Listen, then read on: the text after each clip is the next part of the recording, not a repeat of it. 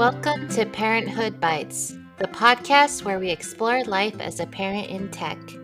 I'm your host, Chow, and I have over 15 years of experience in tech, and I'm also currently working as a career coach. I'm the proud mother of 3 incredible boys. In each episode, we have an inspiring guest who will share their remarkable story. You'll find their wisdom and insights both relatable and enriching, because after all, we're all in this parenting journey together. So grab your favorite drink, get cozy, and let's dive into today's episode.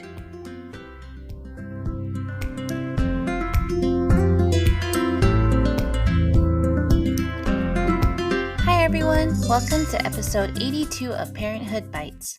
We're back with Tran, who is a former tech executive turned coach. Her business, The Inner Fire, focuses on helping people lead with more clarity and courage both at home and at work. You can learn more about her work at theinnerfire.co. We first spoke to Ha on episode 60, exploring her journey into tech and then into coaching, and chatted with her again on episode 76, talking about equipping kids with essential life skills. We're excited to chat with her again today. Hi, Ha. Happy Friday. How's your week going? Happy Friday, child. Very excited for the weekend, and it's spring break next week, so we're mentally preparing for the long week. Oh, that's awesome. Do you have any plans for spring break? Yeah, we are just going to visit family and friends and hiking and some chocolate molding activity at home. My kids are excited to get some like chocolate eggs homemade. Oh, that's so cool. I remember in a previous episode you had talked about you love cooking and things like that. So do your kids join you in some of the cooking? Yes, they have always been curious and excited to join me. So for the longest time, I tried to be safe and not letting them touch the stove or anything. But now I have a 6.5 and a 3 years old, and I started involving them in cooking and baking. It's been fun and super messy. Yes, I did find myself in the beginning. I'm like, wait, don't do that. You're gonna get powder everywhere. Don't do. And then I'm like, you know what? I'll just clean it after. Just go nuts, right? Because that's how they learn. If we're too careful, it's like, wait, don't. You might drop the eggshell in the batter. And it's like, what's the worst thing, right? I could just take it out. Yeah, yeah, absolutely. Yeah, so I think today we wanted to talk a little bit about calm parenting. So, super appreciate you joining us again to kind of talk about this topic. And I was curious, for those who don't know, like, can you tell us a little bit about calm parenting and what it means to you? Sure. You know, last week I was talking to my husband, and one of the things that I told him is that I realized that for the first 30 years in my life, I rarely, if I don't want to say never, raise my voice or yell at someone unprompted. So I had my first when I was 30. But I somehow think that I have the right to raise my voice and yell at someone when I have a kid. Hear me out. And reflecting back, the first of me raising my voice is when I think that they are getting themselves in like, a dangerous situation, and I need to raise my voice to save them. Like, stop! Don't do that! I'm gonna get hurt.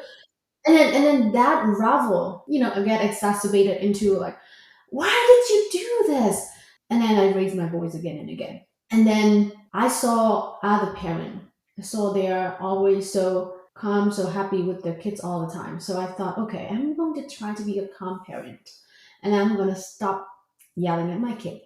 That didn't work for too long because what I did basically was bottle up my feeling, my anger inside me, just waiting for a moment to be busted out. So that made me think about what does calm parenting really mean? And I think it's go beyond just never yelling at someone or always put on a smiley face with your kids and everyone around. It's more about stop that loud voice inside you. Like, oh, I need to be, protecting the kid. I need to be thinking of everything. I need to be the loudest voice to keep them safe. Or even like, I need to stop yelling.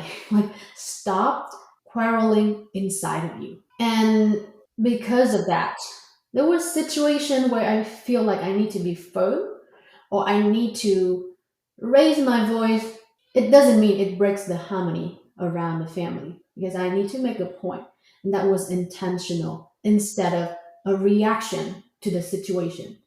So to answer your question, what does calm parenting means to me? It means you feel calm going through this episode of life with your kids, whether they are 1 years old, 1 year old, 6 years old, or 3 years old. Like you mentioned, a lot of times we raise our voice because we're like, don't touch the stove, or like, don't cross the street, there's a car. So then how do you handle that in this mindset? A lot of time, a lot I raise my voice or shouting at my kids because I was reacting to a situation. Like I didn't think about those situations ahead of time. So what happened, and I love the word accidental parenting because essentially that's what it is. Whatever come, you have your best reaction, and it's never the best. So what happened is I have to think about these situations ahead of time and decide how I am going to react before it happened. So I give you an example. After a lot of episode of yelling and shouting, I decide that if they ever get into a situation where they get each other hurt, the first thing I will do is to see if anyone is in critical situation. Two, comforting the kids that got hurt. And three, talking reasonably and calmly to the offender. And one incident actually happened. My oldest pushed my younger one down the stair. It is a very steep one. And you can imagine when it was like in another room. So because I already decided, so when I come in, I know immediately I need to pick up the one that got hurt, see him looking around to see if there's any bleeding, any bumps anywhere. Once that is like out of the question, they are safe. I know it is just like a matter of comforting him, like, mommy's here. You want to be safe, right? And once that kid is calm, now I go find the offender. Hey, what happened? And then when I talk to him in a calm voice, I didn't turn on his defensive mode. He'll be like, "Oh, he was taking my toys." Imagine if I was coming hot, like, "What did you do? Why?" Then he would have been like, "Oh, he took my toy. I have to defend myself." But no, because I talked to him in a calm voice, like, "What happened?" And he's like, "I made a mistake." I'm super surprised. Like, because of my reaction, I got a different response. Instead of defend himself, he realized what he did wrong. And then we have a conversation, should we do that again? How can we prevent it from happening in the future? Now, at the end of that conversation, I don't set expectation for myself that he know exactly what to do next time. Repeat. They are going to get into another accident.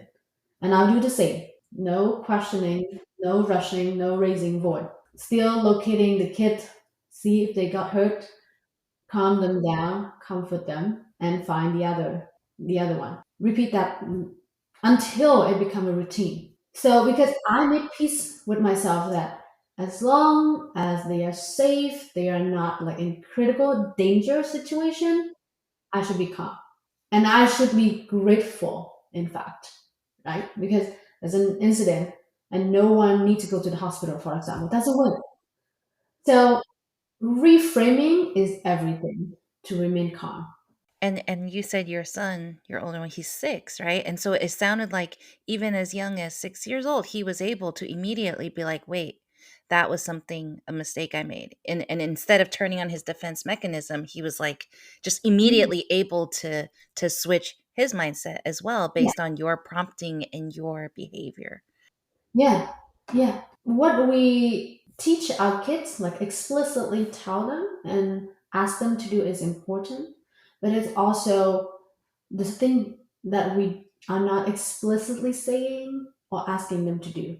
They learn mostly through observing us. That's another motivation for me to be calm. Like if I'm not calm, then they know they will pick up like, okay, I need to react exactly like mom does. Yeah, like that's how to handle the situation. Yeah. That's a big motivation for me to be calm. Right. I know we're talking about calm parenting, but I feel like a lot of these things can be translated into work as well, right? If you go to someone, you just start yelling at them, they will respond much differently than if you calmly talk to them. Like this can translate into a lot of things in life. Yeah, yeah. I'm glad that you point out that this can be translated into a work situation because one of the things that I keep talking about is I don't like the 5 why framework because it's so confrontational, it's so interrogating, and it's so inconstructive. So imagine, and this is a learning from my experience as well. Imagine asking my 6 years old the why question and got really frustrated because he doesn't have any good answer. Like, why did you break the cup? Well, I didn't do it intentionally. But asking why he stuck in the framework, he didn't give me a good answer. Yeah. And then So you keep digging in. yeah, keep digging in, but you're beating a dead horse. So instead of the five why, I implement a five what framework. What can we do to make this better? For example, is a good question. Or what can I help you so that this won't happen in the future? Asking what, and they will give you answer because they're kids. They are very innocent. They are very first principle, and they are really good at it. So, for example, if I ask them, this actually happened. Why did you throw all the toys into the door? Like it was noisy and it was like banging on the glass door and it can break, right? It scares me. And when I asked that question, they said because it was fun. Well, It's like, well, well, I mean, makes sense. yeah. So what I'm trying to say is, if you want to get all riled up, all worked up, you can. If you keep asking why or keep looking for reason to be mad, instead take a step back, reframe, and ask more constructive question. So, what did you ask instead in your what framework? What was your question instead? So let's take an example so that it's more concrete. So let's say in the throwing the toy to the door. So I asked them like why that situation. I asked them why you throw this, and they said because it was fun. Then in what framework I would ask them what else can we do to make it just as fun without banging the door. And then there's a storage box right next to the glass door, and they were like, "Well, I can throw it at the box." And I was like, what if it hurt the box? These are the silly questions that I was also allergic to before becoming a parent. It was like, what if the box get hurt? And then it was like, oh, then we shouldn't do it. Maybe I can play with something else. So I think asking what benefited me the most, I get myself out of my own head and redirect the energy to somewhere else. I love that. You essentially was just like, okay, how do we get the same thing, but doing it Mhm. in a less hurtful way where we don't break a glass door, right? Right, right. I love that. I'm definitely going to try that next time. And also, like what you said about just really being intentional and thinking about, hey, what would I do in these situations? Because I think so many times we just respond at because we don't know. We're just like, oh my gosh, that's my instinct. But if you're intentional about thinking about it and you said, what you said about like, it'll become more natural too. So then instinctively, you'll be like, okay, what happened? Not, oh my God, get away from the thing. Yeah. I think looking for the right signal is another thing in co-parenting because I think when I keep asking the why question and raise my voice and even shouting, the signal that I was looking for is compliance. Like they stop doing what I would do, they stop whining if they were. But then the new signal that I am looking for in co-parenting is cooperation. They see things on their own. For example, I want my son to realize that pushing his brother down the stairs is not the right thing to do. But I will not achieve that with yelling. I will achieve compliance, which means they will stop fighting, they will stop arguing with me about why that was the right move. But then I don't achieve the bigger goal, which is he realized that was his fault. That was too hostile to push his brother down the stair. So I have to be clear with myself what kind of signal, what kind of feedback that I'm looking for what I am doing. That's really interesting you mentioned that also because I think a lot of times we think like, "Oh, we don't need a reason with them. They're young, they don't understand," right? But they do.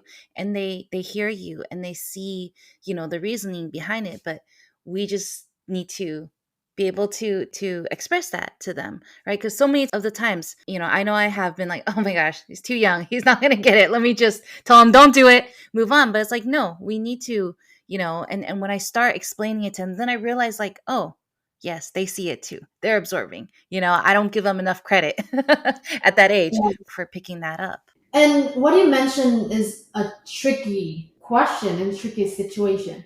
Because the thinking goes, they are not old enough to be reasoned with. Sure, that seems logical, right? But then at what age are they old enough to be reasoned with? And then the second point that I'm going to make is, when do you know that you are ready to be reasoned with, with your kids? Because it's not like you have a switch like, hey, tomorrow, starting tomorrow, you're going to be reasoned with your kid and explain to them everything instead of giving order. There's no switch. So what I've done is, from very young age, basically from the day they were born, like not my first, but my second and my third, because I've learned. I talk to them from the young age as if I want them to understand.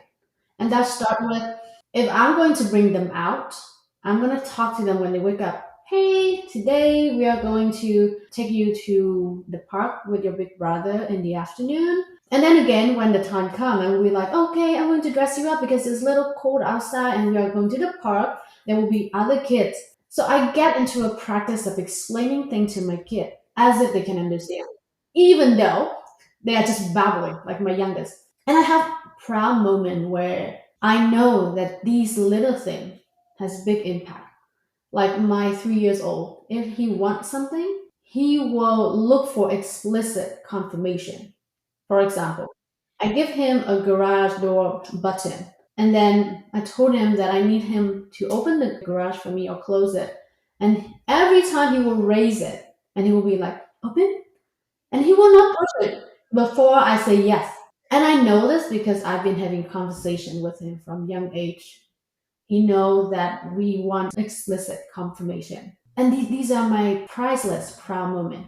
Yeah, and it's like when you see that, you're like, "Yes. Okay." That kind of reaffirms, "Okay, I'm doing the right thing of explaining it to them. They aren't too young to understand." And I think so many of the times we just don't realize until we see that reaffirmation, we're like, "Oh, okay, that, they Mhm. have been listening." And, like you mentioned before, they absorb everything, right? They're watching all of our movements, all of our behaviors, everything we say, but sometimes we don't think they are, and it just reminds you that, hey, they are a lot smarter than sometimes we give them credit for. Oh, they're so intuitive. They are so sensitive. I think one of the things that make me think a lot about how I live and how I work is, last year when I was working, every night I would come to bed with my phone in my hand. Like I put them down and then I just sit next to them and I will be looking at my phone. And one night I came alone without my phone. And my son was like, Mommy, are you not working? And that is such a painful moment for me to realize. The thing that I don't say actually teach them a lot about who I am. I'm working when I'm sitting with them. I don't give them undivided attention. And think about all of other things that they can pick up as they grow up, looking at us, how we live and how we work. Yes, that really resonates with me. I think, whenever I had like a bad day at work or something, I didn't think I was showing it to the kids. I didn't think they would pick it up, and then one day, they're just like, did something happen at work? Like you're not as happy or you're snapping at us more. And that was a real eye opener to me because I'm like, you're so little. Like you're barely in kindergarten. How did but then you realize like, oh, they do pick up everything. And that's when I realized that, hey, I need to be more intentional about how I show myself in front of them because they see it. Even when we don't say it, they they see all the things. Yeah, yeah. I think that brings me to my earlier point. Like, there's no on and off switch. These things happen gradually in small moments that we don't think matter. Don't wait or don't time it. Just start doing it. There's never too late to start because there's no right time. There's no on and off switch. You just have to start it. It's never too early, it's never too late. Just start it, right? Just start having those conversations. I love that. So, what is kind of one thing you would tell parents who are struggling to, maybe they know about co-parenting, but they're struggling to kind of keep that calm, or who are still learning about it and want to apply it to their daily life? I think people are always gonna hear me say this in a different form, but it start with knowing exactly what you want with your kids in this case, right? Because we over time or over, experience, that other people tell us, we'll just assume that, well, I have to get through so and so tasks. I have a millions of them. The laundry load, lunch boxes, the dinner. But take a weekend or just 10 minutes at night. Think about what you really want out of this experience. And I understand it's hard because this is my 7 years parenting multiple kids. I had days where I would just go with the flow, like, okay, there are so many things to do. I better get started and focusing on getting it done. So what happened is I put my kid to daycare when they were my first to daycare when he was 4.5 months old. That will forever haunt me. If I had stopped and think about what I want, which is more time with him, basically holding him more, that's what it is. I would not have put him into daycare, for example. Now, go back to co-parenting. What do you want? Do you want to quiet your kids to just get through the task list? Or do you want to raise a human? Because to raise a human, not just any human, to raise good human, it does take a lot. And I know what's painful to say is, but I'm doing a lot, is the argument that I'm going to hear. Well, if you're already doing a lot, then channel your energy correctly toward the thing that you actually want. And I'm guaranteeing you, it's not the list of 100 tasks that you have to do. It's not the lunchbox. It's not the load of laundry. At the end of the day, what is it that you want? For me, I want happy kids. Happy, emotionally intelligent, socially intelligent kids. So I'm doing this for them and for me. Yeah, I think that's huge, and that also ties in very well with, the last episode when we talked about kind of preparing your kids for the future and setting up that foundation. I think it goes with it really well of like, how do we help them become good humans, help them be able to deal with different things and having that tool, because they see you using it, they will be able to apply that tool in their everyday life too.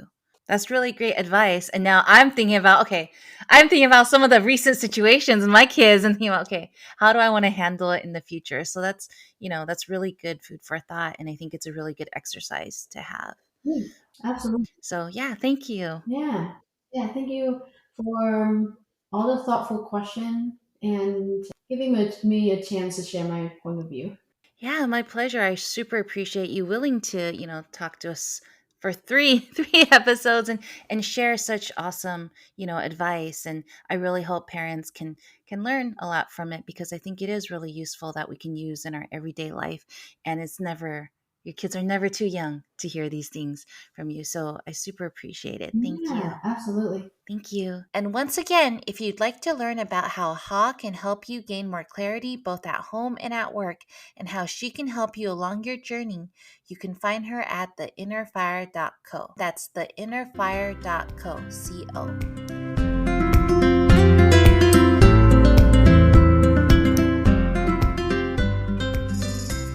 Thank you so much for joining us today on Parenthood Bites. We hope you found our episode informative and entertaining. If you're a parent in the tech world or know someone who is, we'd love to hear from you. Please reach out to us at chow@parenthoodbites.co, and we'll be thrilled to add your experiences to our interviews. That's chow, CHIAO, at parenthoodbites.co, C-O. And to our potential sponsors out there, if you're a business or know of one that would like to support and partner with our podcast, please don't hesitate to get in touch. You can also reach us at chow@parenthoodbites.co. Thank you once again for tuning in, and we wish you a fantastic rest of your week. Until next time, take care and stay curious.